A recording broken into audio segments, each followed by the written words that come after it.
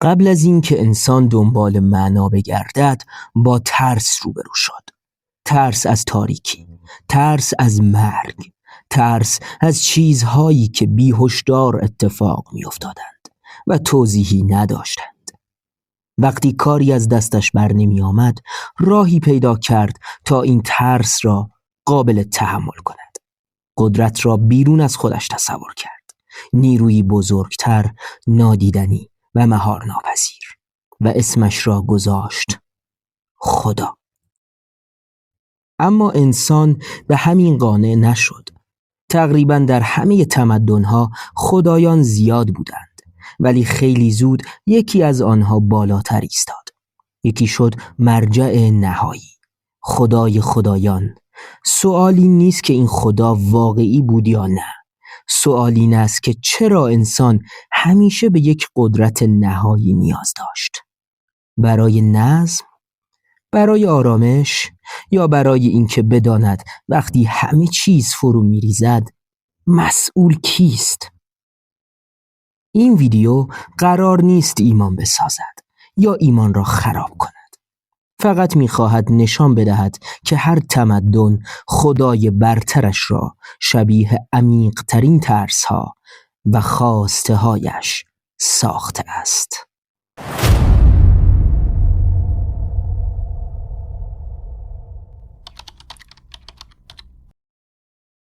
رع، خدای خورشید در مصر باستان. اگر بخواهیم صادق باشیم، در مصر باستان خدا اصلا مسئله ایمان نبود، مسئله بقا بود. رع، خدای خورشید، نه یک شخصیت اسطوره‌ای دوردست، بلکه خود واقعیتی بود که هر روز زندگی مردم را ممکن می‌کرد. خورشید که طلوع می‌کرد، نیل جان می‌گرفت، زمین حاصلخیز می‌شد و زندگی ادامه پیدا می‌کرد. اگر طلوعی در کار نبود، هیچ دعا و اخلاقی هم کارساز نبودند و همه چیز به یک بار تمام می‌شد. برای مصری‌ها رع مهربان یا خشمگین نبود. رع لازم بود، درست مثل نفس کشیدن. در روایت‌هایشان رع هر شب وارد جهان تاریکی می‌شد، با نیروهای آشوب روبرو می‌شد و دوباره باز می‌گشت. این داستان قرار نبود درس اخلاق بدهد، فقط یک چیز را توضیح می‌داد: جهان روی یک نظم تکرار شونده ایستاده است، نظمی که حتی خدا هم مجبور است هر روز آن را اجرا کند. در چنین جهانی انسان جایگاه ویژه‌ای ندارد. نه قهرمان است، نه مخاطب خاص خدا. دعا برای تغییر سرنوشت نیست، برای کنار آمدن با آن است. اگر خشکسالی می آمد یا بلا نازل می شد، کسی از رع توضیح نمی خواست. تقصیر یا از انسان بود یا از اختلال در نظم. رع خدایی نیست که بتوان با او حرف زد، بحث کرد یا قانعش کرد. او فقط میتابد، بی تفاوت و قطعی. در جهانی که خورشید خداست، انسان مرکز عالم نیست، فقط بخشی از چرخه‌ای است که بدون او هم ادامه پیدا می کند. آماتراسو، خدای باستانی آیین شینتو. در آیین شینتو جهان پر است از نیروهای مقدس: کوه‌ها، رودخانه‌ها، درختان و باد. اما آماتراسو در میان همه این عناصر جایگاه متفاوتی دارد. او الهه خورشید است، اما نقش او فقط طبیعی نیست، سیاسی هم هست. قرنها امپراتور ژاپن خود را از نسل مستقیم آماتراسو می دانست. یعنی قدرت سیاسی نه از مردم می آمد، نه از زور، بلکه از خورشید می آمد. در این نگاه نظم اجتماعی ادامه نظم کیهانی است. اگر حاکم فرمان می دهد، به این دلیل نیست که انتخاب شده، بلکه چون جایگاهش با جهان هماهنگ است. به همین خاطر مخالفت با قدرت فقط یک اعتراض سیاسی ساده نیست، بلکه نوعی برهم زدن تعادل جهان است. اخلاق از طبیعت جدا نمی شود. انسان قرار نیست دنیا را اصلاح کند یا تغییر بدهد، بلکه باید خودش را با آن تنظیم کند.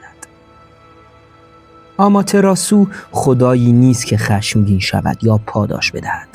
او قضاوت نمی کند، فقط حضور دارد. همین حضور نظم را نگه می دارد.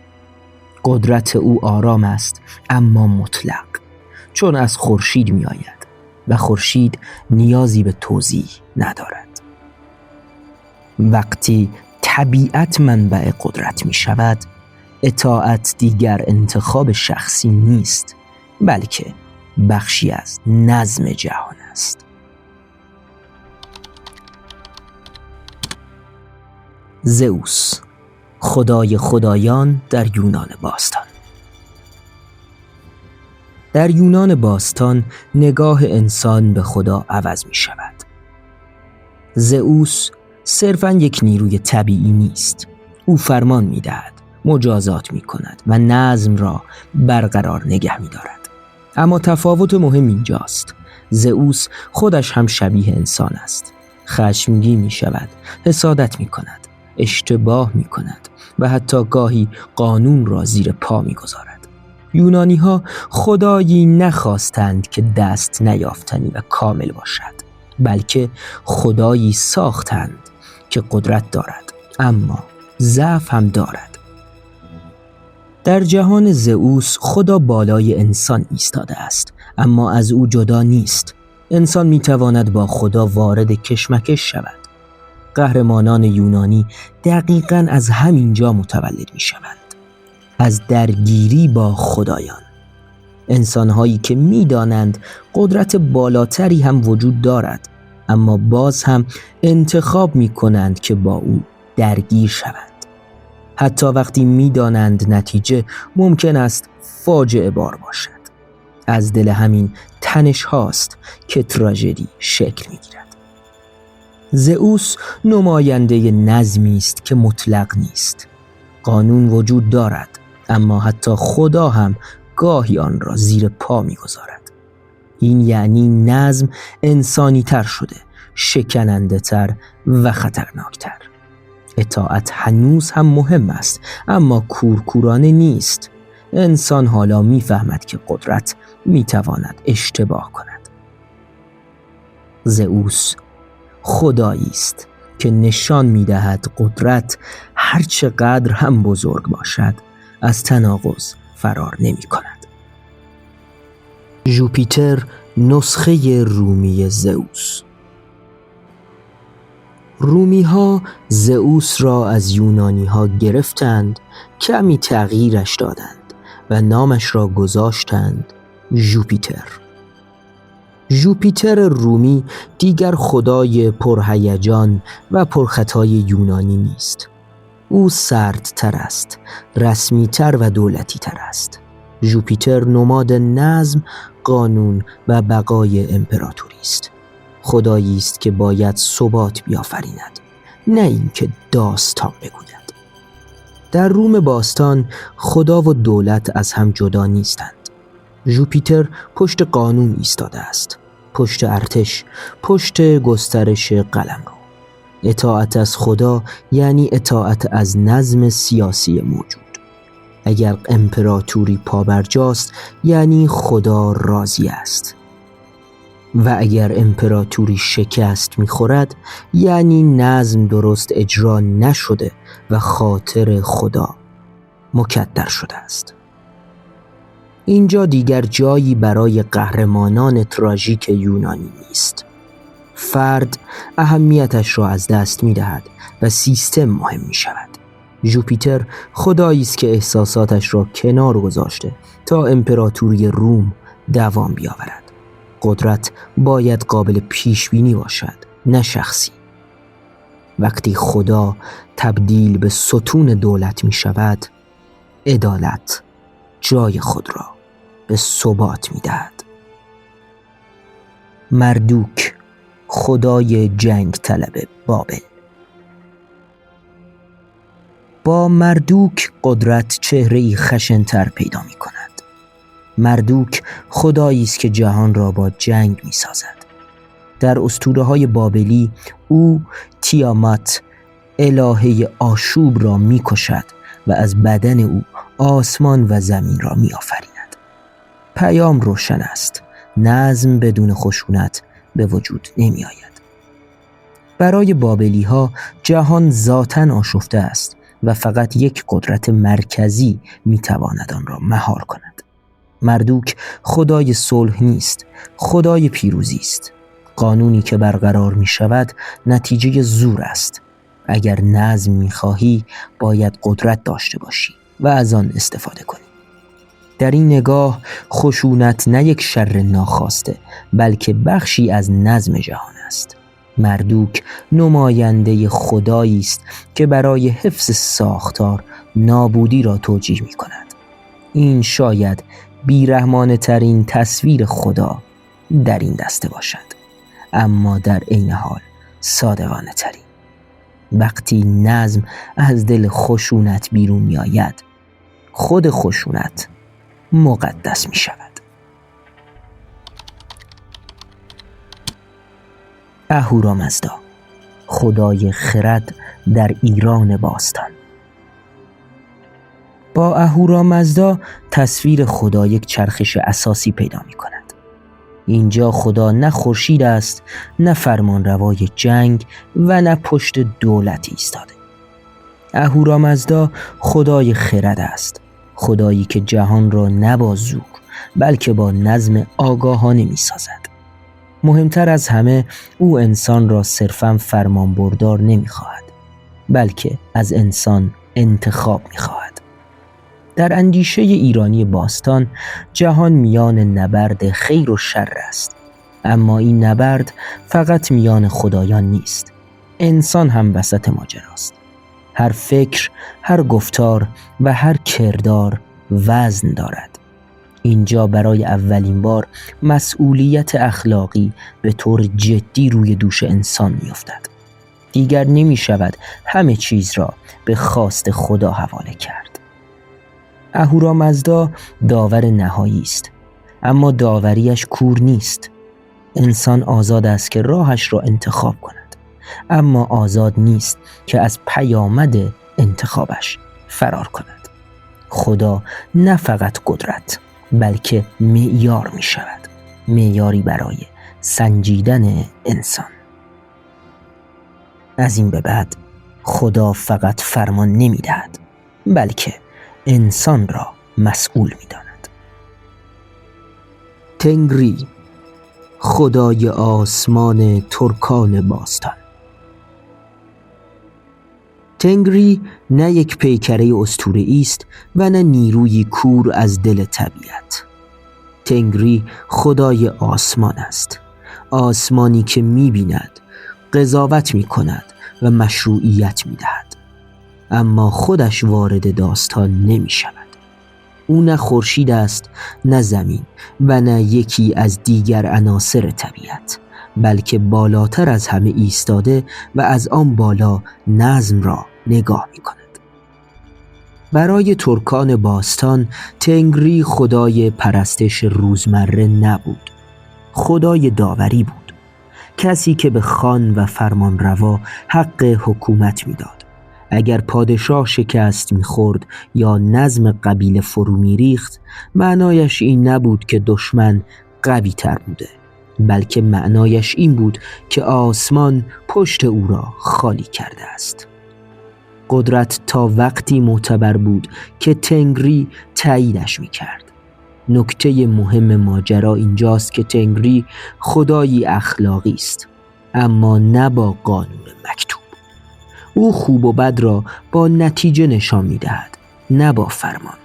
اگر تعادل به هم بخورد، اگر بی‌عدالتی زیاد شود، آسمان واکنش نشان می‌دهد، نه با معجزه، نه با پیامبر، بلکه با فروپاشی. در آیین تنگریسم انسان هنوز آزاد است، اما پاسخگو هم هست. خدا در معنای امروزی کلمه هنوز به شکل کامل وارد اخلاق فردی نشده، اما دیگر صرفاً طبیعت هم نیست. تنگری درست در مرز ایستاده، جایی میان آسمان خاموش و خدای داور. تنگری خدایی است که نشان می‌دهد قدرت قبل از این که اخلاقی شود باید مشروع باشد. در اینجا خدا دیگر یک نقطه ثابت نیست. در زمان، تغییر، مرگ و تولد دوباره معنا پیدا می کند. جهان ایستا نیست و خدا هم همراه آن حرکت می کند. اینجا در هند چند خدایی شکل فلسفی به خود می گیرد و هندویسم 3 خدای اصلی خود را رو در روی انسان قرار می دهد. برهما، خداوندگار آفرینش. با برهما ایده خدا از قدرت فرماندهنده فاصله می گیرد و وارد قلمرو آفرینش می شود. برهما خدای آغاز است، خدایی که جهان را به حرکت در می آورد. اما نکته عجیب اینجاست، او با اینکه آفریننده است مرکز پرستش نیست. در هند آغاز مهم است اما کافی نیست. این نگاه میگوید خلق کردن به تنهایی معنا نمی سازد. جهان بعد از آفرینش رها نمی شود، اما تمرکز از لحظه شروع برداشته می شود. برهما نماینده این ایده است که خدا می تواند آغازگر باشد بی آنکه حاکم مطلق باقی بماند. در اینجا خدا کمتر شبیه فرمانرواست و بیشتر شبیه یک نیروی آغازگر است، چیزی که چرخه را روشن می کند اما خودش در مرکز توجه نمی ماند. آفرینش آغاز معناست، نه پایان آن. شیوا، خداوندگار ویرانی. شاید شیوا پیچیده ترین خدا در بین خدایان هندویسم باشد. او خدای ویرانی است، اما این ویرانی برای نابودی نیست. شیوا می‌رقصد تا جهان فرو بریزد و دوباره ساخته شود. در این نگاه پایان دشمن زندگی نیست، بلکه شرط ادامه آن است. شیوا نماینده این حقیقت تلخ است که هیچ چیزی ثابت نمی‌ماند. اگر چیزی قرار است زنده بماند، باید تغییر کند و اگر قرار است تغییر کند، چیزی باید از بین برود. این نگاه ترس از مرگ را به فهم چرخه تبدیل می‌کند. در جهان شیوا رنج بی‌معنا نیست، بلکه بخشی از حرکت است. خدا نه وعده آرامش همیشگی می‌دهد، نه ثبات مطلق، فقط جریان را نشان می‌دهد. نابودی دشمن معنا نیست، بلکه بخشی از مسیر آن است. اودین، خدای دانای اسکاندیناوی. اودین خدای آسایش نیست، او خدای دانایی است، اما دانایی که با رنج به دست می آید. اودین برای دانستن خودش را قربانی می کند، به درخت آویخته می شود، یک چشمش را می دهد تا بیشتر ببیند. در این جهان حتی خدا هم بدون هزینه به حقیقت نمی رسد. اودین می داند که جهان به سوی پایان می رود. راگناروک حتمی است.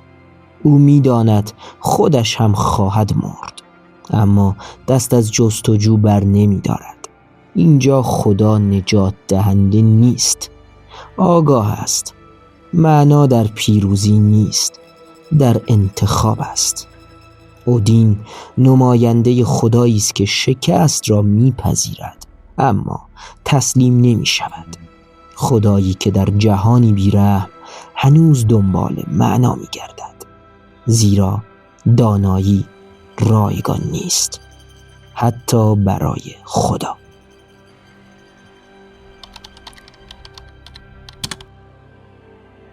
در ادیان توحیدی ابراهیمی خدا مساوی است با امر یگانه و مطلق. چند خدایی پایان می‌پذیرد. خدا از دل طبیعت و اسطوره بیرون می‌ایستد و به مرجع نهایی معنا و قانون تبدیل می‌شود. یهوه، خدای قوم یهود. با یهوه یک اتفاق اساسی می‌افتد. خدا دیگر بخشی از جهان نیست. نه خورشید است، نه آسمان، نه یکی از نیروهای طبیعت. یهوه بیرون از جهان می‌ایستد و جهان را خطاب قرار می‌دهد. او خدایی است که سخن می‌گوید، عهد می‌بندد و انتظار دارد. رابطه انسان و خدا دیگر اسطوره‌ای نیست، بلکه قراردادی است. در این نگاه خداوند مطلق است، اما دور از دسترس نیست.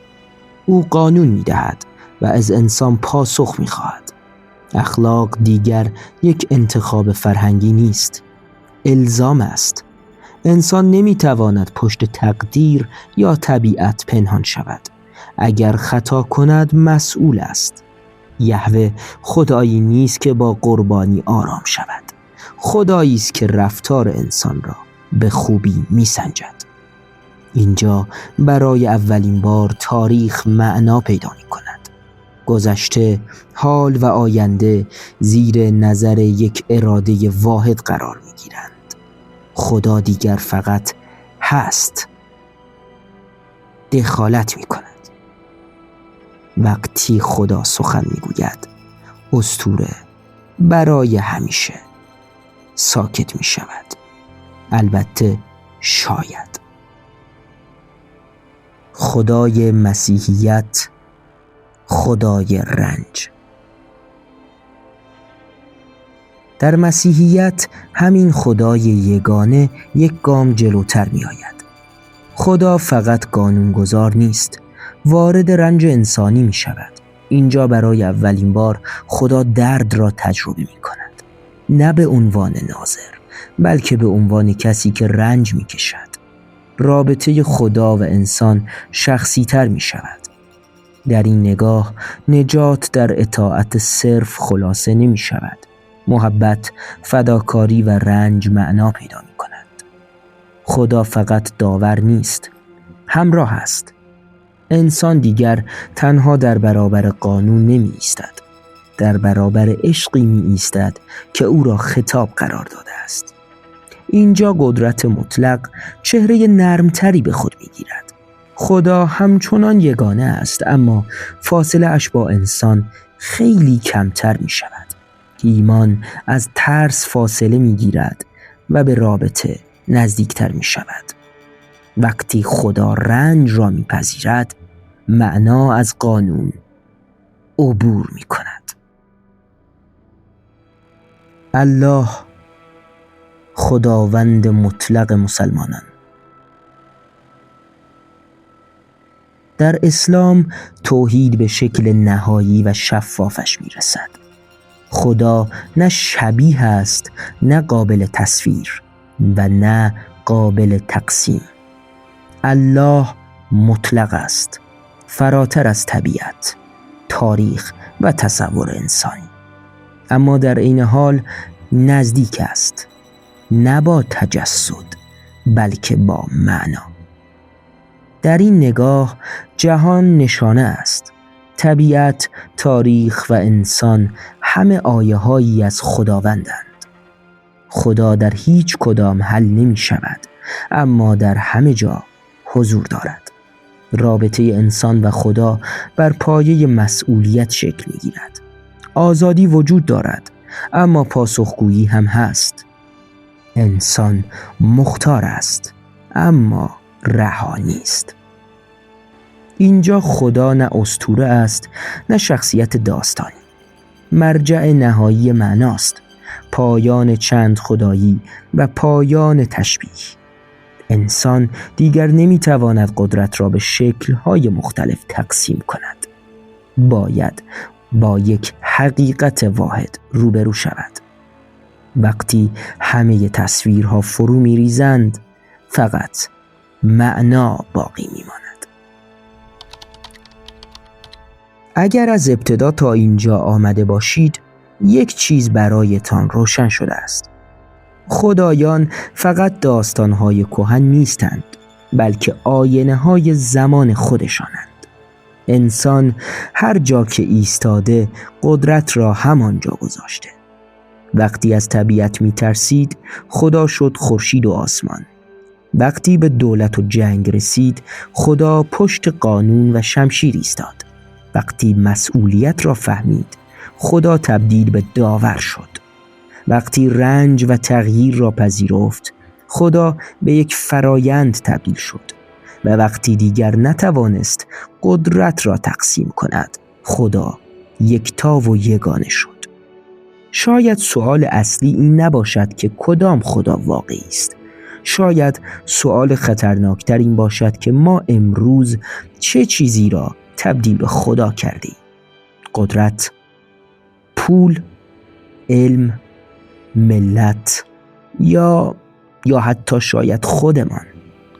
هر تمدنی که فکر کرده پاسخ نهایی را پیدا کرده است، خیلی زود فهمیده که فقط به ایستگاه بعدی رسیده است و شاید هنوز هم این داستان تمام نشده باشد.